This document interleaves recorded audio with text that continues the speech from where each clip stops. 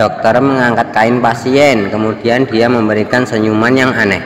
Kau adalah anak yang berusia 12 tahun, saya bukan anak usia 12 tahun. Perawat bergegas maju dan mengatakan bahwa catatan medisnya salah. Tapi saat dokter mengambil catatan medis baru, masih merasa sangat panik. Dia kembali masuk ke dalam kain pemeriksa, tapi tidak melihat ada yang salah. Tak ada cara lain, terpaksa memeriksa di Google. Tapi tak sengaja dia membuka kameranya. Apakah kau mengambil gambar? Itu adalah selfie. Hari ini hari pertama saya. Dokter yang tidak bisa membedakan antara pria dan wanita sebenarnya adalah alien. Beberapa hari yang lalu dia datang ke bumi, tapi tidak sengaja UFO-nya rusak, sehingga terpaksa dia berkeliaran di bumi. Saat berkeliaran dia masuk ke rumah seorang dokter dan melempar dokter ke danau es. Kemudian dia bergemetar dan berubah menjadi dokter, tapi ingin menjadi manusia bumi. Tidak cukup dengan mengubah penampilannya, dia harus berlatih berjalan dengan hati-hati, belajar senyuman dari majalah anak, dan juga harus belajar menyikat gigi dengan sikat gigi dengan mulut makan. Bahkan agar mempermudah komunikasi dengan manusia, alien juga harus belajar berbicara. Dia membuka televisi, kemudian belajar berbicara dari orang televisi. Menjadi alien yang penuh penasaran, bahkan dia belajar dari anak jalanan cara memberikan simbol jari tengah. Namun sebelum Harry selesai belajar, polisi menemukan dia untuk membantu mereka memeriksa mayat.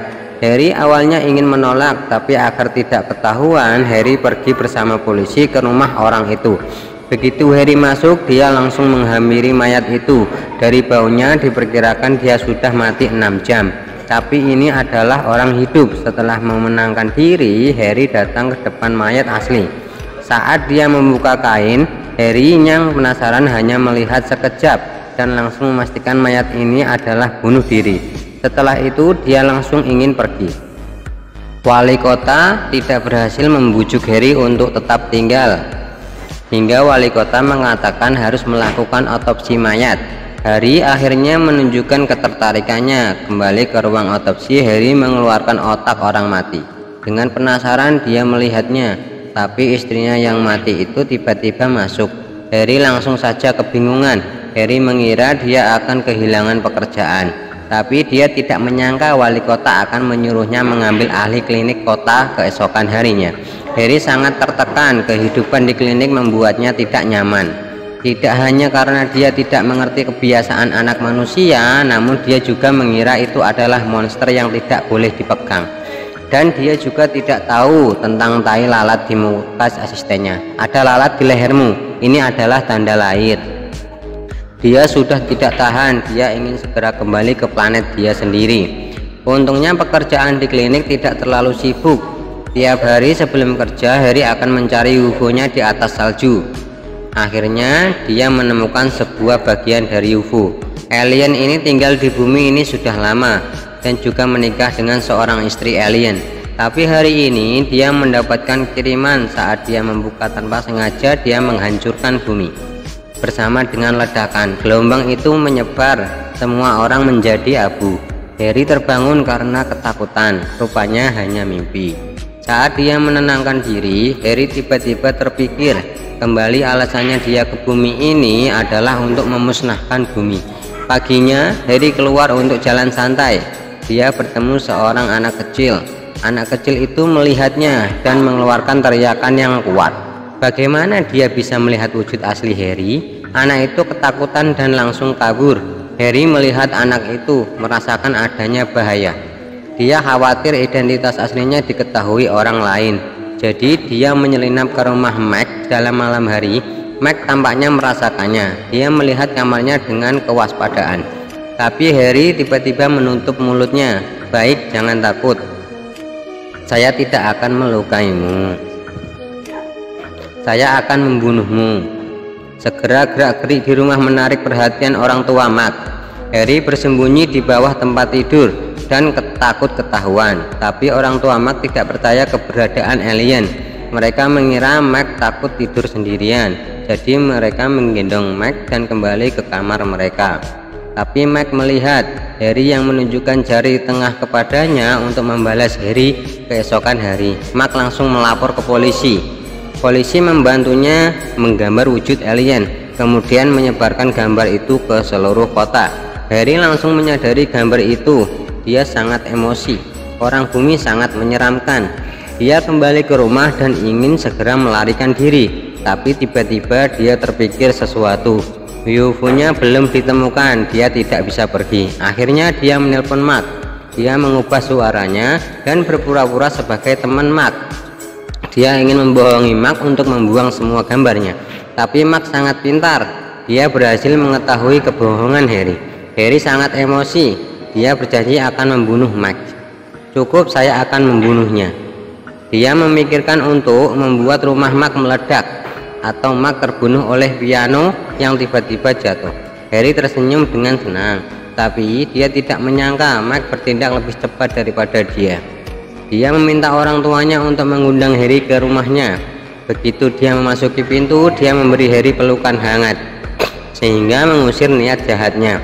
Lalu dia memanggil teman kecilnya agar dia pergi ke mobil Harry dan mencari kunci. Mereka memutuskan untuk ke rumah Harry untuk mengeksploitasi jejak alien. Setelah mendapatkan kunci, temannya segera ke supermarket untuk duplikasi kunci yang sama. Agar temannya memiliki waktu yang cukup, Mark terus-menerus menyeret Harry. Dia menunjukkan model yang dia buat, lalu membacakan puisi untuknya, hingga memeluk Harry dan tidak mau dia pergi. Menghadapi kelakuan Mark ini, Harry tidak merasa aneh. Bahkan dia merasa dia sebenarnya sangat menyukai saya. Saya adalah alien yang disukai manusia. Tapi dia tidak menyangka keesokan hari anak-anak menggunakan kunci duplikat dan masuk ke rumahnya. Mereka menemukan alat alien Harry.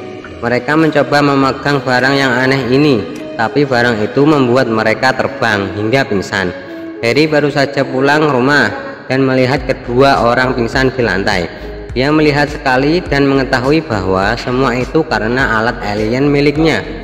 Dengan gelisah dia memeriksa denyut nadi mereka dan sedikit kecewa. Agar tidak membuat masalah untuk diri sendiri, Harry membawa kantong dan membungkus kedua anak itu. Tapi sebelum dia keluar dari rumah, dia bertemu dengan seorang wanita. Wanita itu mengaku sebagai istrinya. Belum sempat dia menyelesaikan permasalahan ini, Harry terlebih dahulu mengantar kedua anak kecil itu pulang ke rumah mereka. Kemudian kembali ke rumah dan bertanya tentang asal-usul istrinya. Menghadapi pengawasan istrinya, Harry mengeluarkan senyuman yang sangat terpaksa. Istrinya bilang sudah lama dia ingin bercerai. Tapi Harry terus mengulur. Dia memberikan surat cerai ke Harry. Tak disangka Harry langsung menandatanganinya. Istrinya sangat terkejut. Kekejaman dan kedinginan Harry membuatnya sangat terharu, sehingga dia memutuskan untuk tidak pergi. Istrinya tidur di samping Harry. Harry sangat agresif. Tapi kelakuan istrinya yang sangat membuatnya sangat nyaman. Keesokan harinya Harry terbangun dalam tatapan lembut istrinya. Tapi dia harus segera pergi bekerja. Saat dia ingin mengusir istrinya, dia tidak menyangka istrinya langsung menghampirinya di kliniknya. Karena di rumah dia menemukan baju tidur wanita. Istrinya sangat emosi di klinik, membuat Harry terdiam. Tapi saat malam dia pulang ke rumah, istrinya kembali menjadi sangat lembut. Wanita manusia memang sangat membingungkan. Istrinya membuatkan stik kesukaan Harry, tapi Harry sedikit ketakutan jika mayat di kulkasnya ketahuan istrinya. Saat dia buka kulkas, melihat mayat Harry masih ada. Akhirnya dia tenang. Untuk menikmati makan malam bersama istrinya, dia makan stik dengan istrinya dengan mesra. Setelah makan, istrinya mengajaknya berdansa. Mereka semakin mendekat. Harry tiba-tiba merasakan dirinya memiliki perasaan yang dimiliki manusia. Jadi dia mencium istrinya. Keesokan hari, istrinya mengajak dia pergi jalan-jalan. Mereka bermain bersama dan juga membuat kue bersama. Istrinya tiba-tiba menyuruh Harry pergi ke New York bersamanya. Harry kebingungan. Dia masih harus mencari UFO-nya. Dia tidak bisa terjebak oleh perasaan manusia. Jadi keesokan hari dia bangun pagi dan membuat sarapan untuk istrinya. Tapi dia memberikan racun di kopi. Istrinya hanya minum sekali. Dan Harry segera mencari bagian dari UFO-nya. Akhirnya dia menemukannya di tengah salju, tapi Harry tidak tahu keberadaan UFO-nya sudah diketahui oleh polisi. Polisi juga mengikuti jejak dan membuat UFO yang sama persis. Untuk menyelidiki UFO itu, polisi menyuruh orang mengawasi di sekitar UFO itu. Malam itu Harry diketahui oleh mereka